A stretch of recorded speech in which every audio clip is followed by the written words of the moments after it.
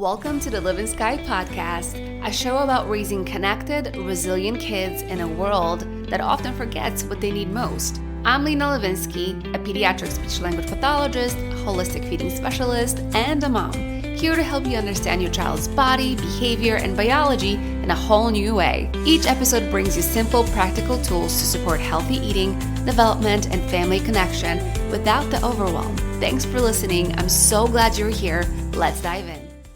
Today on the Livin Sky Podcast, I'm joined by Linsey Knerl, a mom of 6 who has been homeschooling since 2004, helping families design home education systems that actually work for their real lives. Lindsay is an author, freelance writer, and the founder of Knerl Family Media, where she shares insights on parenting, education, and family finance. Her book, Homeschool Hacks, published by Simon & Schuster, guides parents in giving their kids a high-quality education without burning out or breaking the bank. Lindsay's work has been featured in Time, Better Home and Gardens, Family Circle, Reader's Digest, and more.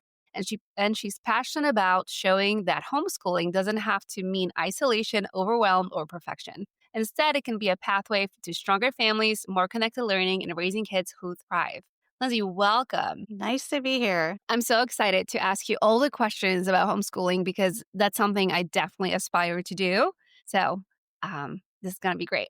So you've been homeschooling for over 2 decades, and homeschooling has been a buzzword lately as many parents are choosing to go this route for various reasons. So why did you decide to homeschool your kids? Yeah, so we were kind of in a period of transition. I had married my husband. I had a 4-year-old from a previous youthful marriage that did not work. And we were starting our new lives in a new town, away from family.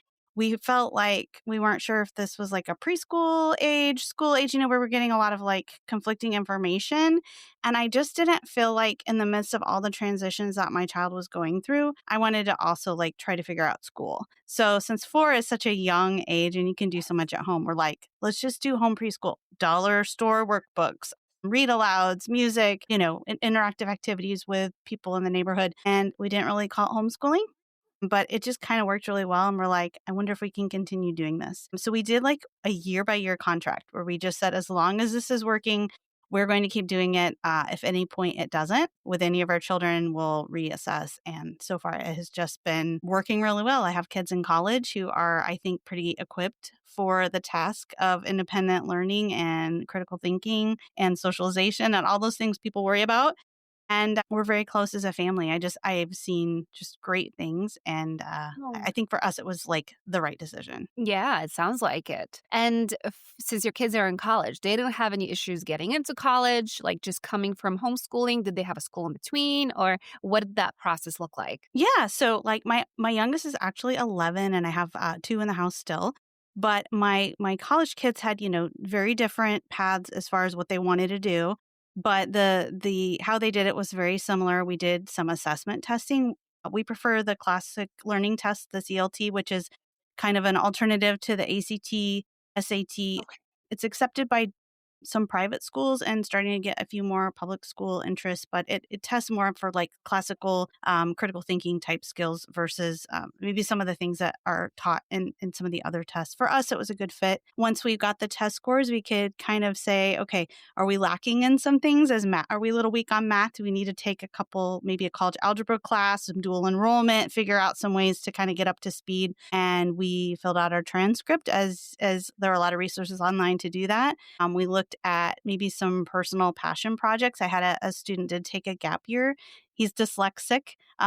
He is dysgraphic and he has dyscalculia. So we were trying to figure out what building a learning resource support plan was going to look like for him at college and kind of teach him to ask for things he needed. Since he's going to be in college, he has to ask himself, Mom can't do that. So for each child, it was kind of this, what does a real life toolkit look like for that child? And how do we build it so that when we stick you in college, you're at least on your way there. And, you can come home and ask mom and dad for questions, help at any time. Absolutely. And that's so powerful. And do you have any like an education background or anything? How did you prepare? Well, both my husband and I actually went to college to be teachers. Okay. Halfway in, I was like, I don't think other people's children are really my jam. I didn't like the classroom management part of it. Yeah. I decided to go into like writing and language arts, and I didn't finish my college education. My husband did go on, didn't finish his teaching, decided to go into business. I mean, we were still doing his schooling well into our marriage and starting a family. So it was kind of a long story there. But we just didn't feel like we could work in a system that maybe we couldn't see our children doing well in based on just what we knew about ourselves kind of growing up. We were kind of weird little kids that, was reading at 18 months old. I had Wow. been very bored in school, got in trouble a lot. I had a hard time making friends. So I saw a lot of these things like in my own children now homeschooling where I was like, okay, I had food aversions. I had things that I was trying to deal with in the 1980s, 1990s school classroom, which was not really even aware of some of these issues. And so I Yeah. guess just knowing that I didn't think I could teach in a school and maybe be honest and how I thought I needed to teach to the student, at least in our area, we didn't continue. But I have read up a lot and I always seek to defer to experts. And I think that's the great thing about homeschooling and life in general. There's an expert for everything, for food aversions, for dyslexia, dyscalculia.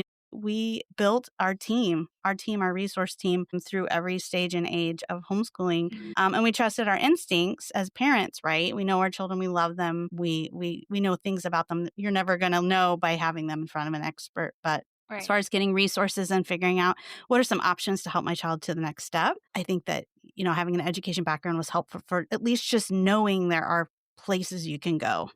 Yeah, absolutely. And how lucky are your children and for you to be able to offer such personalized education, especially for a child with dysgraphia. That's quite amazing because oftentimes kids like that, they fall through the cracks a little bit at school, right? So Yeah.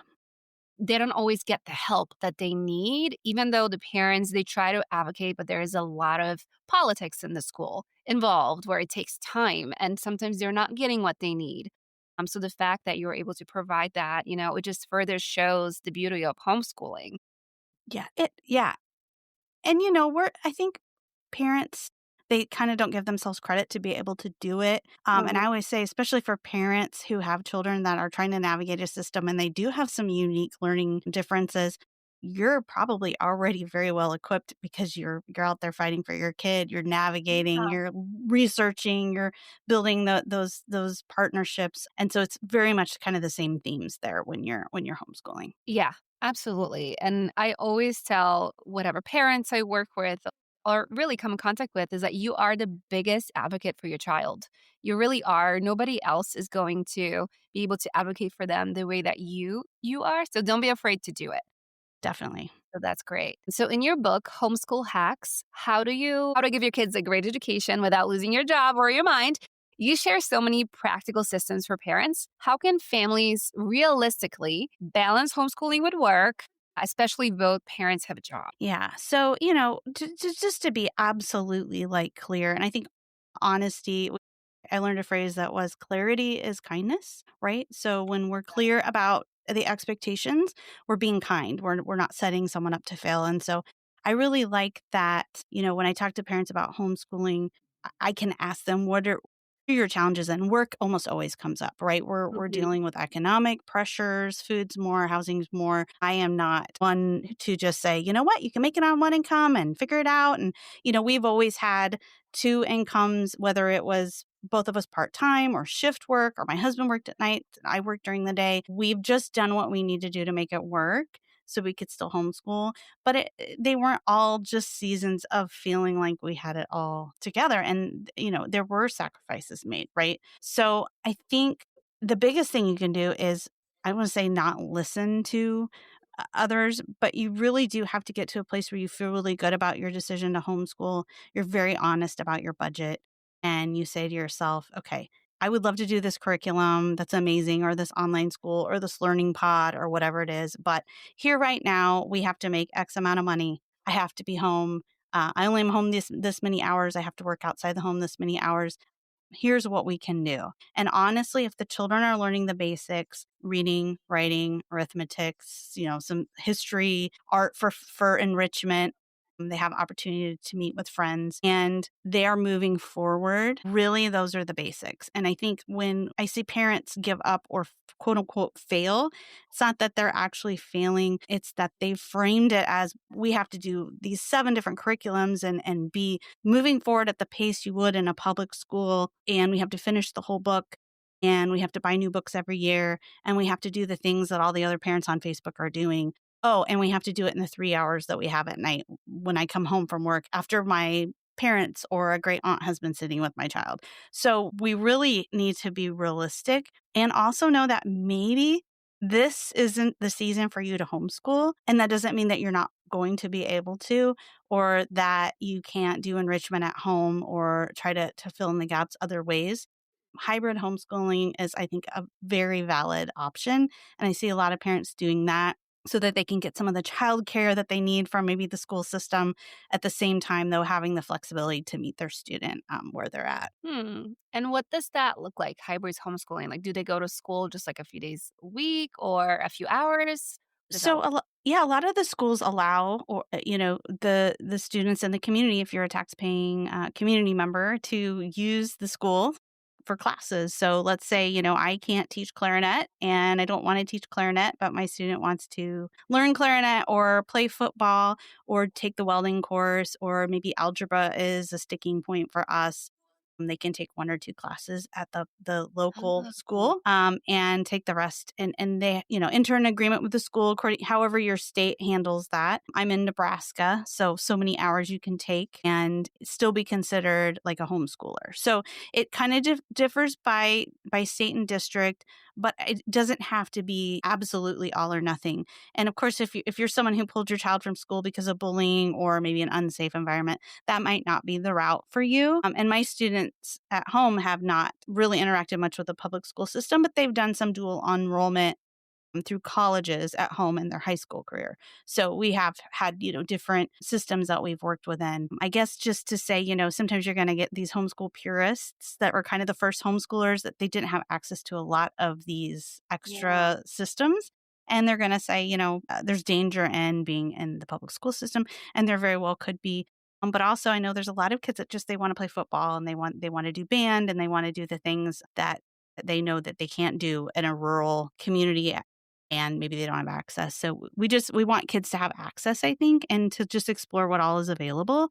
And I think when you see, hey, there are people that can teach your child and there are classes they could become involved with, it takes a little of that pressure off for you to have to do every single thing and work full time and keep a house and take care of an aging parent and all the other things that it seems like we're having to do these days. Yeah, absolutely. I'm in South Carolina, so homeschooling is very popular here, and I feel like it's growing. So there is also homeschool co-ops that I've Mhm. heard about, where different homeschooling parents they kind of create a community and they do it together, which I think is also another great option.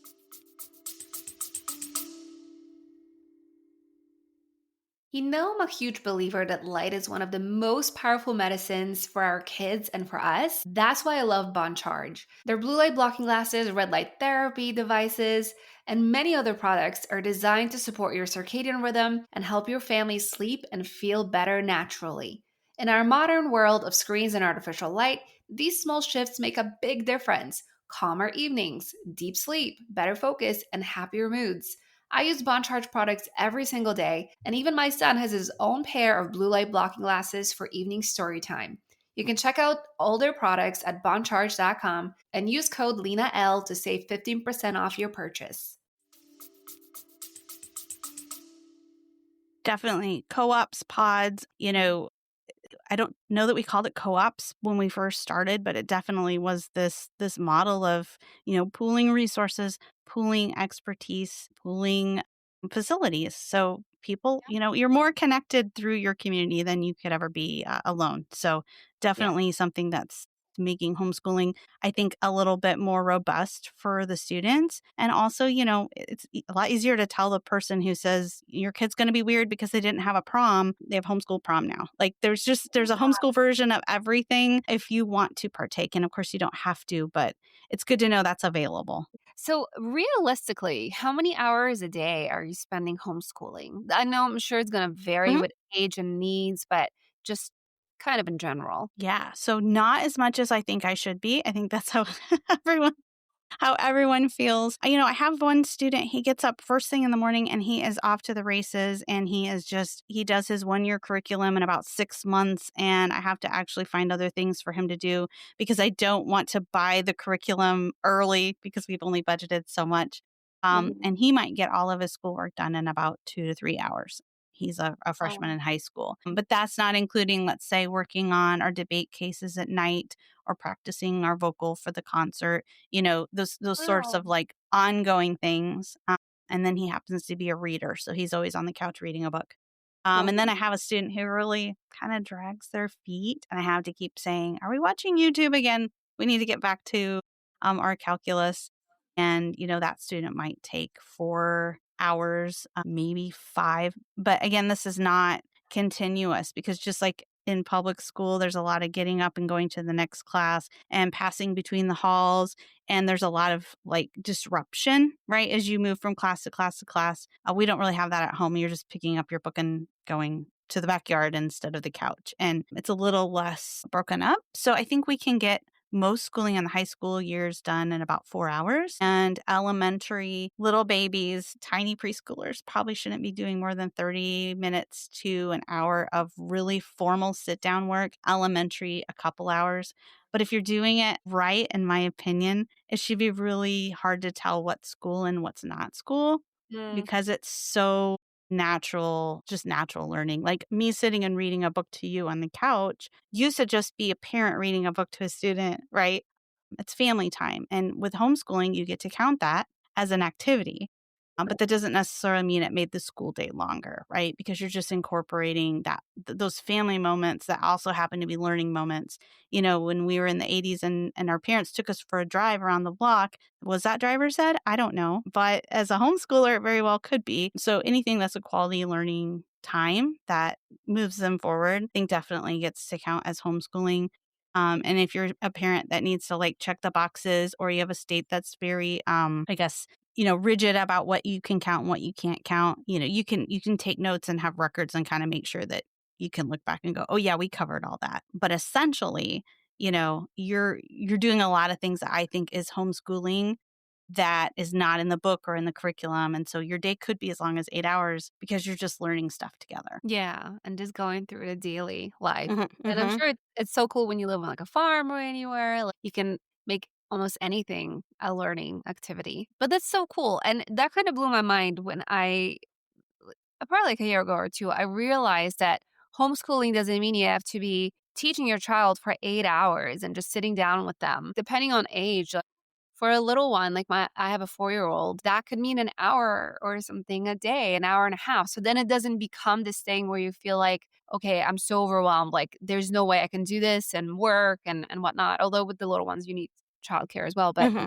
Um, but there's so many different ways of going around about this, which is what I love. It's so flexible. It is. And I think too that, the whole your parent, you're not qualified, you didn't well, I'm not qualified to necessarily teach calculus, but there's no reason I should or have to. We have Mhm. online courses and co-ops and community college and people that are very passionate about their subject matter that of Mhm. course are going to do a better job teaching than me. I don't really want to try to learn the content the night before just so I can turn around and teach it to them. Not because I don't think I'm equipped. I don't think that's the conversation to be having. I think it's just because it's hard, and I don't think I'm going to teach it in such a way that's going to get my kid excited about it. So for me, developing a love of learning and cultivating that curiosity might mean me not teaching something. And I'm absolutely okay with that because I work full time. I run a business. And I think of myself more as like a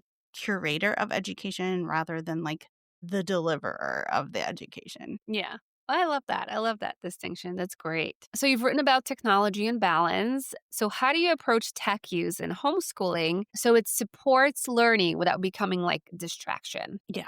Yeah. So technology on its own is a distraction.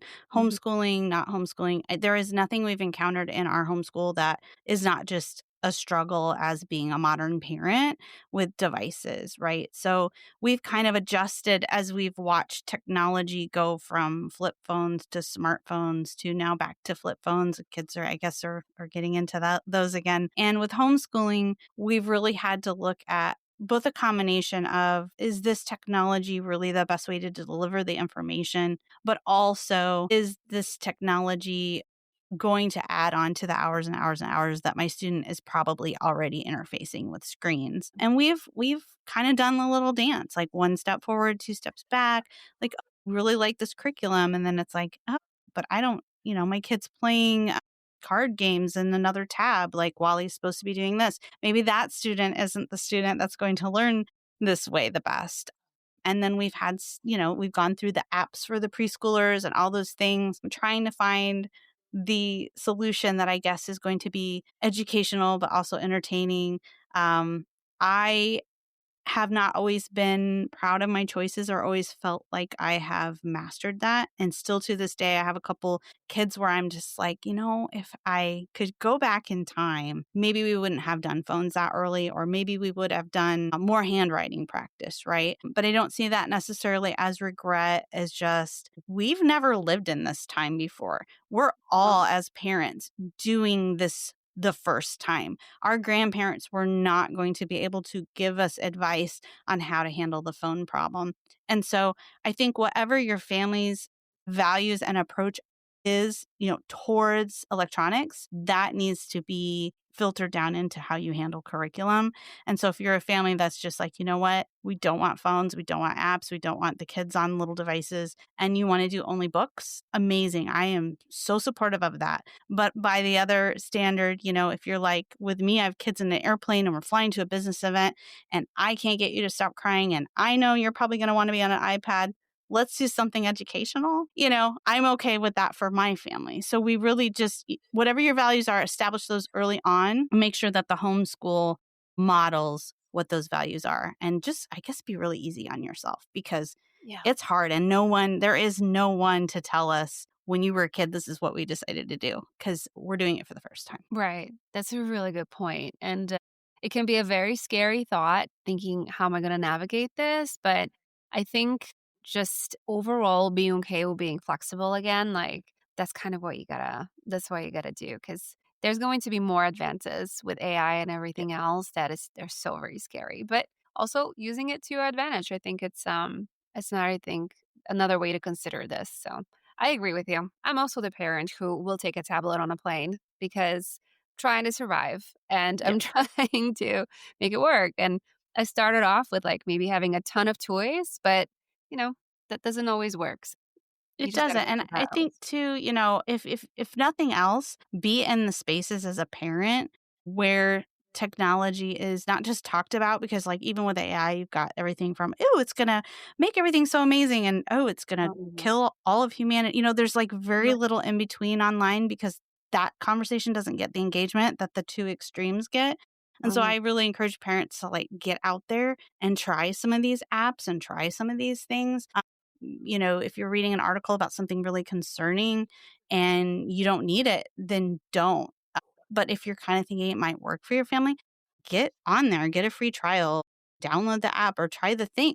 Try the thing. That's one advantage of homeschooling, is you don't have to, give that to someone else, like a teacher, to try to tell you how to do it with the Chromebook, right? You can try it yourself and be like, this isn't really, I see we can use this in a manageable way and at least try it out. But there's no better substitute than just experiencing it yourself. Yes, exactly. And being open minded to try to figure out what best fits your family. Mhm. So there is a myth that homeschoolers lack socialization, right? What do you say to parents who fear their kids will miss out socially or emotionally? And I know we talked a little bit about this, but what do you typically say to those parents? Yeah, so there's two ways to look at it. One, it's like correlation causation, right? So a lot of the students that are pulled out of schools to be homeschooled are students that just traditionally wouldn't have done well. So Mm. if you're trying to say, okay, here's a very awkward student and they're dealing with learning differences, or they are, on the spectrum, or they have just things about them that maybe in a school system would not be appreciated. It's unfair to be like, well, they're that way because they're homeschooled. Well, no, they could be homeschooled because they're that way, right? Those two things can't be flipped just because culturally it's kind of popular to say it. And the other thing is that I do just think homeschooling can create a different kind of socialization. If it is weird for my 15-year-old to walk up to a 74-year-old and ask them about their day and just start talking about history, or to not be afraid to walk up to a restaurant and say, you know what, my food is cold. Would it be okay if you heated this up? To be able to use a bathroom without raising their hand and asking first. If that's weird, okay, we'll go there. I'm okay with it. I think as my kids have gotten into college, there's been very few things where their differences have put them at a disadvantage. But by the same token, we did work very, very hard to make sure they were part of sports and speech and debate, and that they went to activities so that they had a lot of peers and different kinds of peers around them. So you do have to do the work, or your child isn't going to be unsocialized. They're just going to be unequipped, which is kind of the whole point of homeschooling, is to make sure they're equipped. So, there's a lot of different factors in that whole socialization conversation. I don't think anyone is the take to have. It sounds neat on like X and Twitter to just like say these hot takes about and watch the people comment, right? But really, it's just another way to do life. And we are almost never home. Like the home part of homeschooling is almost this myth in itself, right? So I wouldn't worry at all unless you have some kind of social or mental challenge that keeps you from leaving the house ever. And you think that you might force your child into something like that. I think that'd be the only situation where I would say, you know what, socialization might be a concern for you. And then I would ask for help. Yeah.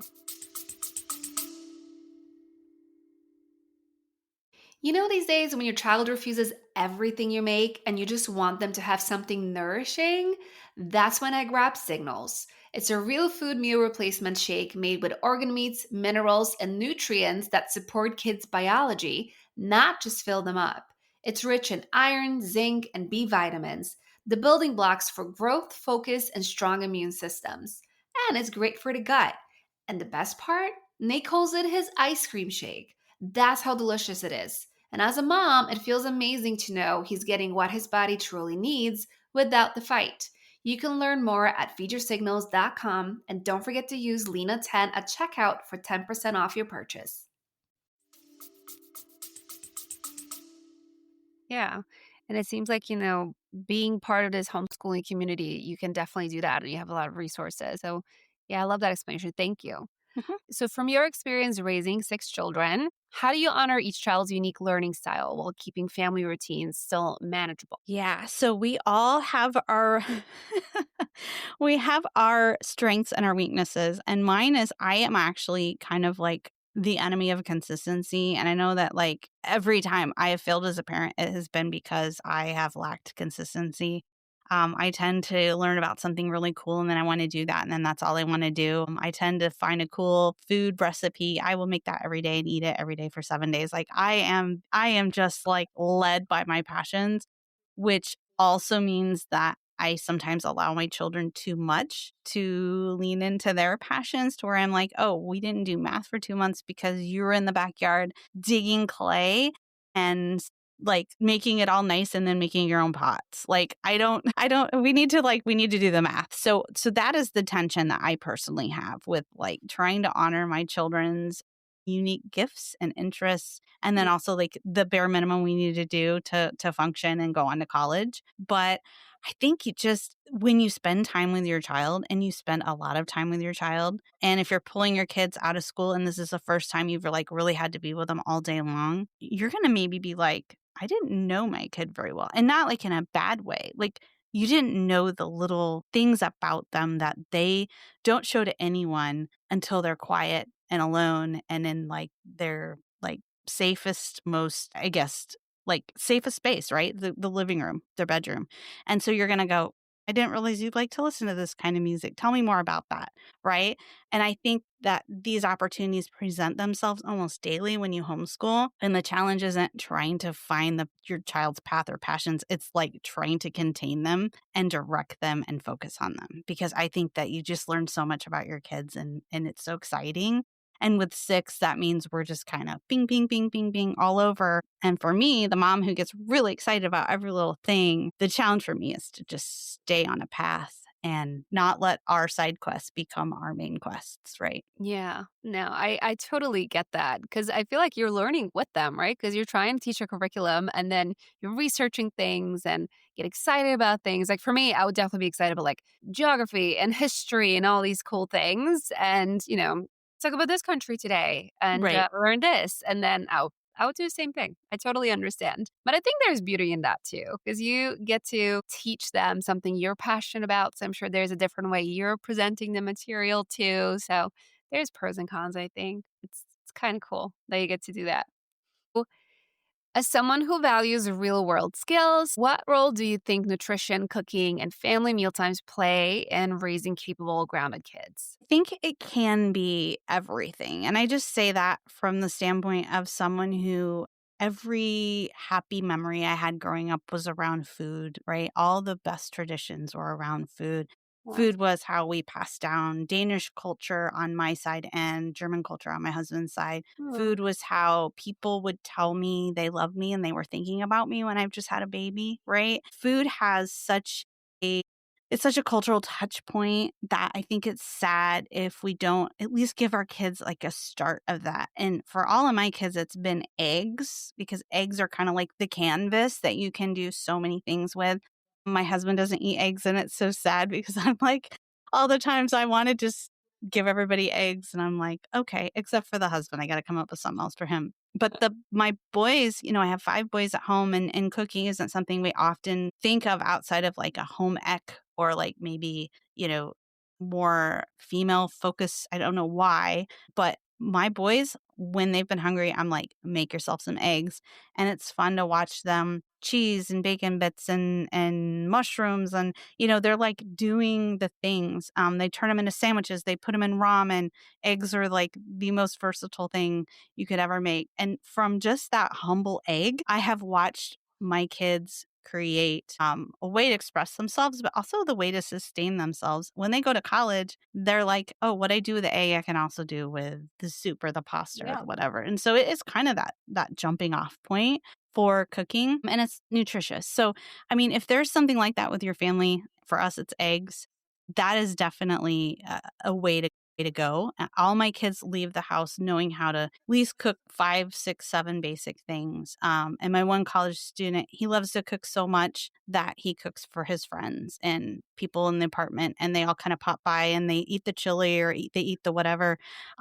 So he's learning how to create communities around food. And it wasn't a curriculum. Like it happened so organically. But again, that's because I cook and we've created those memories around food. And so if you don't already do something like that, maybe one meal a week, you just have the kids come in and say, if you could make this, what changes would you make? Or how would you like to see the soup be seasoned? That sort of thing, to Yeah. kind of just get the wheels turning. And it'll happen. I think if you just include them in that, it'll happen. Yeah, and it brings such beautiful connection and tradition around it too, which I love. This is typically what because I work with picky eaters, parents of picky eaters, and this is the starting point of my framework because I think food is about connection and being connected with one another. So when we have this connection, there's safety there. So that for those kids who are a little bit hesitant, that is your way of making sure that their nervous system is regulated and that they're being a part of something that is the family's doing together. So it gives them this like little blanket of security that they can explore, even if it doesn't end up in them eating something, but Mhm. just feeling connected and secure. So I love that because I do think food brings connection and all these different social engagements that they can be a part of. So that's why it's such an important thing to talk about. Definitely. Yeah. So Many parents, speaking of picky eating, picky eaters struggle with structure and flexibility at home. So, what advice do you have for keeping like a calm and connected around meal times while teaching independence for those kids who do struggle with picky eating? Yeah, it's interesting because I didn't realize I even had a picky eater. It's like my kids are so kind and they want to please me. Like they just we have this like we love and respect each other and we just they're careful to just they're empathetic with my feelings as well as each other's. And so if they didn't like something, the way they wouldn't eat it would be very almost like, push the meat to this. I have one kid that cannot deal with the texture of meat, that's very common, right? So we started finding the meats he liked, and I would cook it a little separate and say, "Okay, add the amount of this kind of meat that I know you like to the whatever." But I think part of figuring out his food hacks, if you will, has helped us build connection, but also calmed him down with the fact that, okay, we have options, we have choices. Like he's Yeah. not going to be stuck in a place where, maybe it's someone else's house, but what are some things we can do? Like if we're served this thing and we don't like and we have to deal with it. Um, I went years and years and years cutting the meat up really tiny because I thought the smaller it is, the easier it would be for him to eat.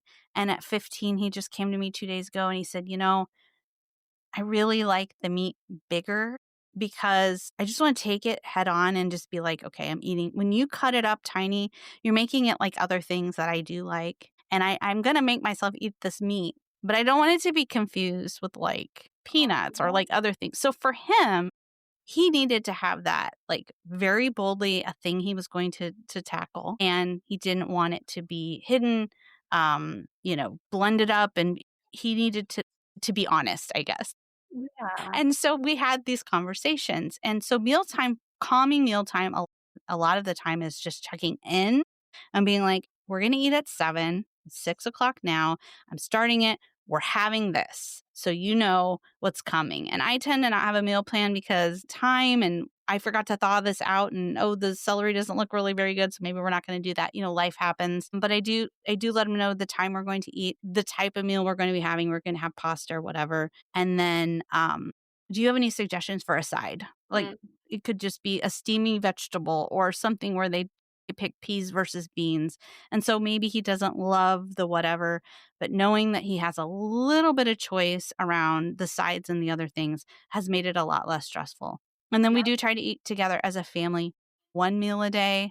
We're doing some construction right now, so it actually just looks like us sitting around the living room with little bowls, but it is together. So we're doing our best with that. Oh, that's great. I love all the elements you mentioned. I think having boundaries for kids to say, like, this is when we're having dinner, it is so great because they really thrive on boundaries and having kind of a routine, but also giving him a heads up, like, hey, dinner is in an hour, so that he can start to like regulate around that thought.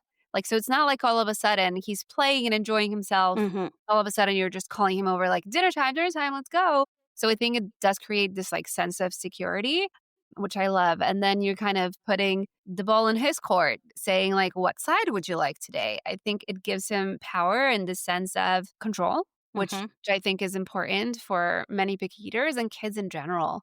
They want to have control. They don't want to be told all the time what to do. So I think that is so powerful that you're able to do that for him. And the fact that he could tell you, like, Mom, I really don't like this meat cut up this way. Like, that is such great advocating skills for himself. Because for some kids, like, even visualization of food, like that sensory aspect of looking at it can be off-putting. So Hmm.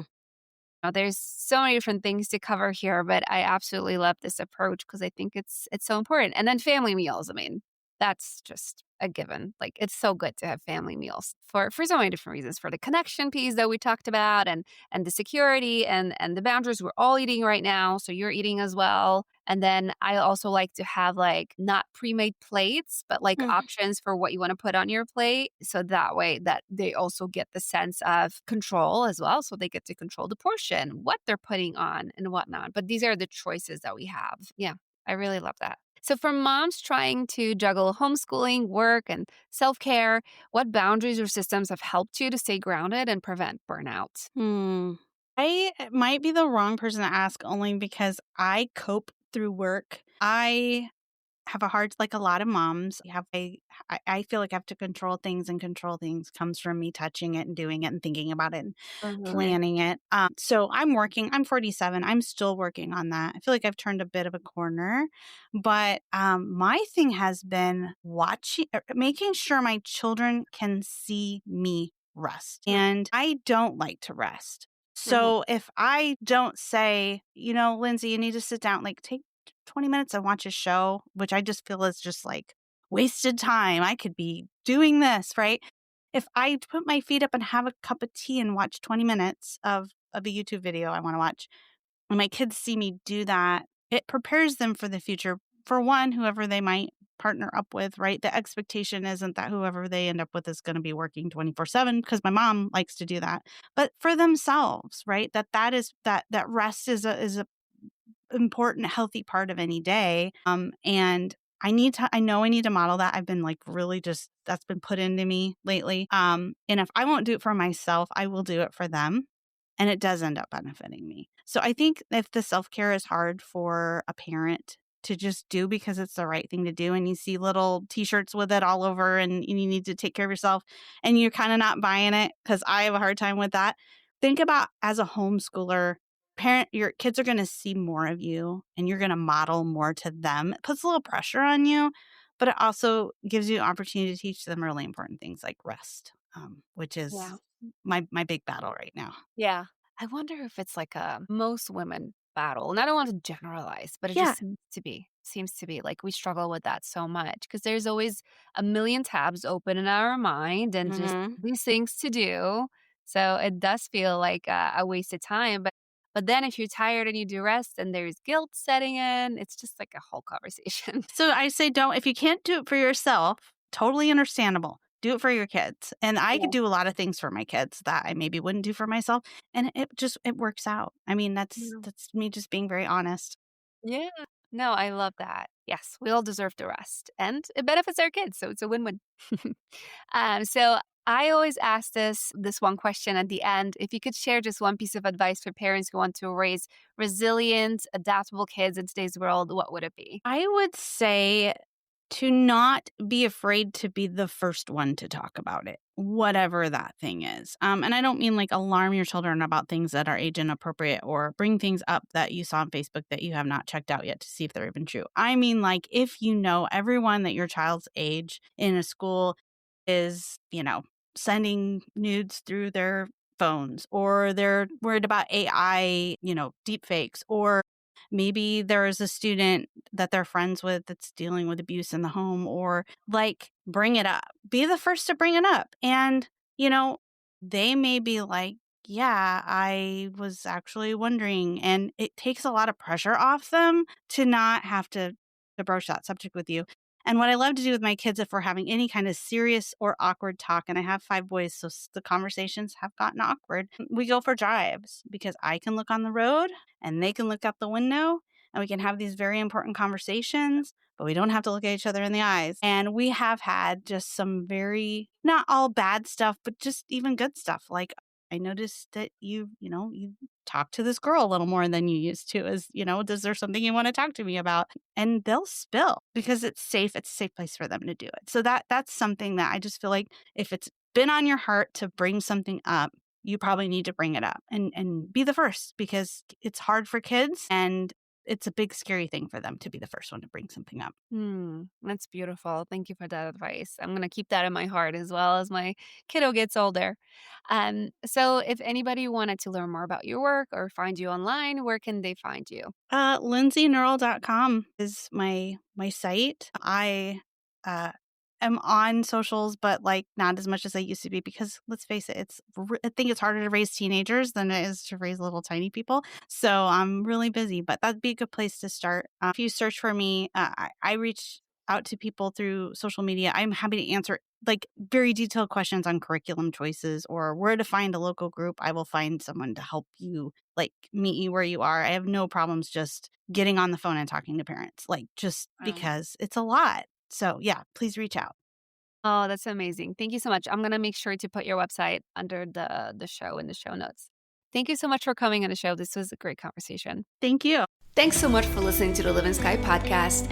If this episode resonated, please leave a quick 5-star review or share it with another parent who'd love it too. It really helps more families find the support that they need. And don't forget to join my newsletter at linalevinsky.com for more tips and free guides. Sending a little sunshine to your kitchen today. See you next time.